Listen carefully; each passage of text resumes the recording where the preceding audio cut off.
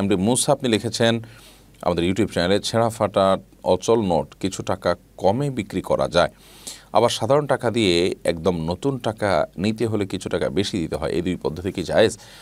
দেখুন, টাকার বিনিময়ে যখন টাকা নেওয়া হবে তখন সেটা সমান সমান করে বিক্রি করা উচিত, যেহেতু এটি স্বর্ণ এবং রূপারই আপনার কাগজের রূপ মাত্র, যার কারণে এটা কেনাবেচার সময় কম বেশি করে কেনাবেচা করা জায়েজ নয়, সেটি সুদে পরিগণিত হবে।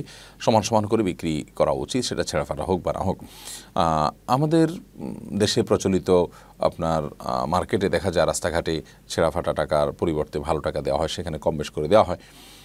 ব্যাংকে এটি যদি ফেরত দেওয়া হয় তাহলে সেখানে সমান সমান দিতে বাধ্য। অতএব প্রয়োজন আমরা ব্যাংকে যে এই কাজটি করতে পারি, যাতে করে আমরা সুদের মধ্যে আমরা মগ্ন না হই, এবং যারা এই টাকা ছেঁড়া টাকা এবং নতুন ছেঁড়া টাকার বিনিময়ে আপনার কম বেশি করে নেওয়ার, অর্থাৎ ছেঁড়া টাকা রাখার বা কেনার যে ব্যবসা করেন যারা, তাদের জন্য ব্যবসাটা এইভাবে করা জায়েজ নয়। তারা অন্য কোনো পথ পদ্ধতি বের করবেন, কিন্তু এই ছেঁড়া টাকা রেখে বিনিময়ে তিনি কম টাকা দিবেন, এটা জায়েজ নয়। এখন এক্ষেত্রে কম বেশ করাটা সুদ হবে, বিধায় এটাকে পরিহার করতে হবে, অন্য কোনো উপার্জনের পদ্ধতি বের করতে হবে। আর যাদের টাকা ছেঁড়া ফাটা, তারা ব্যাংকের শরণাপন্ন হয়ে পরিপূর্ণ টাকা গ্রহণ করবেন। শারমিন আক্তার আপনি লিখেছেন, ব্যবহৃত টিভি বিক্রি অথবা কাউকে দিয়ে দিলে গুনাহ হবে কিনা? ব্যবহৃত টিভি আপনি বিক্রি করে দিতে পারেন, সেটা বিশেষ করে কোনো ভিন্ন ধর্মের মানুষের কাছে জায়েজ হতে পারে বা মুসলমানের কাছেও জায়েজ হতে পারে, কারণ এটা ব্যবহারের উপর নির্ভর করে। যদি সে ভালো ব্যবহার করে, এখান থেকে ভালো কিছু দেখে, তখন তার জন্য এটা জায়েজ হতে পারে, সেই হিসাবে আপনি এটি বিক্রি করতে পারেন।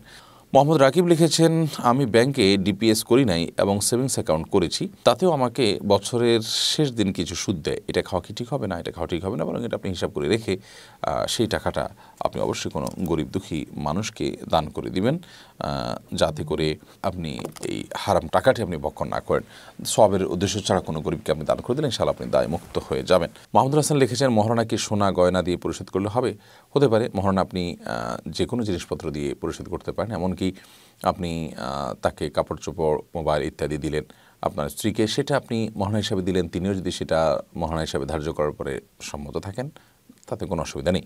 আপনি ঠিক করলেন যে আমি মহারণা, ধরুন তোমাকে আমি 10টা শাড়ি দিব, 20টা শাড়ি দিব, কিংবা তোমাকে আমি একটা মোবাইল ফোন দেবো, তিনিও রাজি হলেন, এটাই মহারণা, তাহলে হতে পারে।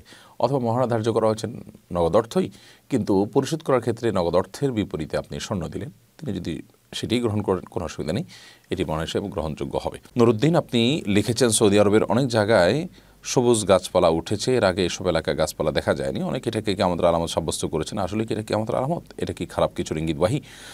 এটা নিয়ে আমরা এর আগে কথা বলেছি, আলহামদুলিল্লাহ।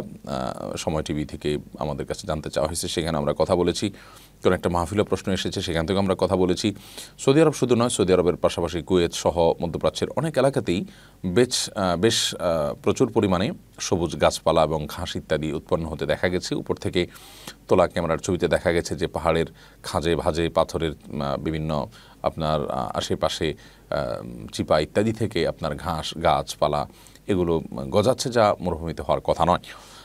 এবং তীব্র বৃষ্টি হয়েছে, বেশ ভারী বর্ষণ, টানা বর্ষণ হয়েছে, এর পরে এ ধরনের পরিস্থিতি দেখা মিলল।